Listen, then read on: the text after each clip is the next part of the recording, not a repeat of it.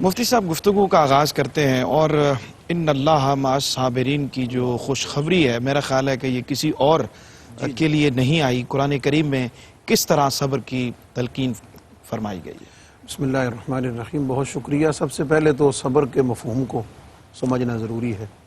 صبر کی بنیادی طور پر دو قسمیں ہیں. ایک تو یہ ہے کہ آپ کے جسم پر اگر کوئی پریشانی، کوئی تکلیف، کوئی دکھ، کوئی بیماری، زخم یا کوئی چیز لائے کوئی، تو آپ اس کو برداشت کریں. ٹھیک. اس معنی میں صبر کا معنی ہوگا برداشت کر لینا، صحیح. کنٹرول رکھنا خود کو. دوسرا اس کا معنی یہ ہے کہ آپ اپنی جو نفسانی اور طبعی آپ کی خواہشات ہیں وہ اللہ رب العزت کے احکامات یا نبی کریم علیہ الصلوۃ والسلام کے ارشادات کے متصادم ہیں. ٹھیک. اگینسٹ ہیں. اب آپ کی طبیعت اور آپ کا نفس جو ہے وہ اس طرف مائل ہے، اس کو کرنا چاہتا ہے، لیکن اس میں اللہ اور اس کے رسول صلی اللہ علیہ وسلم کے احکامات رکاوٹ ہیں. تو آپ اپنی اس نفسانی خواہش کو اور آپ اپنی اس تمنا اور آرزو پر اپنے آپ کو روک لیتے ہیں، اپنے آپ کو کنٹرول رکھتے ہیں، تو یہ بھی صبر کہلاتا ہے. خواہشات نفس کو کنٹرول خواہشات کرنا نفس کو بھی کنٹرول صبر کے کرنا معنوں بھی میں آتا ہے. صبر کہلاتا ہے. اور اگر دیکھا جائے تو جب ہم صبر کی بات کرتے ہیں قرآن و سنت کے اس اسپیسیفک فریم میں، تو اس میں زیادہ تر مراد یہ لیا جاتا ہے. ٹھیک. اس لیے کہ باقی چیزیں تو ہیومن بینگ کامن ہیں، سب کے لیے مشکلات ہیں. ایک تو یہ یاد رہے، اس کو سمجھنا چاہیے. دوسری بات کہ اللہ رب العزت نے اس کی بہت فضیلت بیان فرمائی ہے. صحیح. اور اگر دیکھا جائے تو بندے کے لیے جو حکم ہے طاعت و بندگی کا، اس کی روح اور اس کی اسپرٹ اور آپ اس کے نتیجے تک اس وقت تک نہیں پہنچ سکتے ہیں جب تک آپ صبر نہ کریں.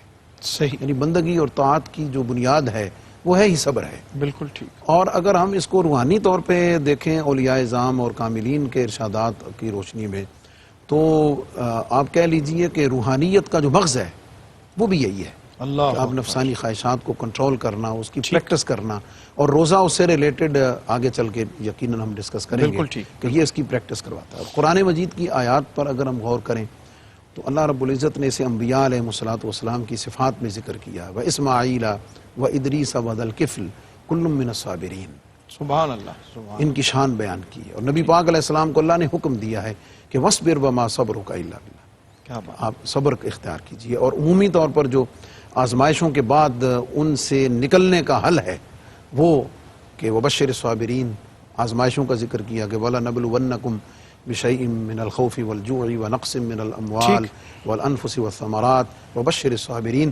اور بشارت کا مطلب یہ ہے کہ ان مصیبتوں سے نکلنے کا حل صبر کے ساتھ ہے. بالکل ٹھیک. اور دوسری طرف ان مصیبتوں سے نکلنے کے لیے جو حکم فرمایا کہ یا ایھا الذین آمنوا استعینوا بالصبر والصلاۃ. کیا بات. اور اس صبر کو یعنی اس میں توجہ طلب بات یہ ہے کہ جو عبادات میں اہم الفرائض ہے وہ نماز ہے. صحیح. اور اللہ رب العزت نے اس نماز سے پہلے بھی اس صبر کو ذکر کیا ہوا ہے کہ اگر کیونکہ نماز کی روح بھی آپ جب تک صبر کو اس میں ایڈ نہیں کر لیں گے آپ اس کو نہیں پا سکتے ہیں. ناظرین، اگر آپ ایسی ہی مزید ویڈیوز دیکھنا چاہتے ہیں تو ہمارا ARYQ TV کا چینل سبسکرائب کیجئے اور بیل آئیکن کا بٹن دبانا نہ بھولیے تاکہ آپ سے کوئی پسندیدہ پروگرام مس نہ ہو جائے.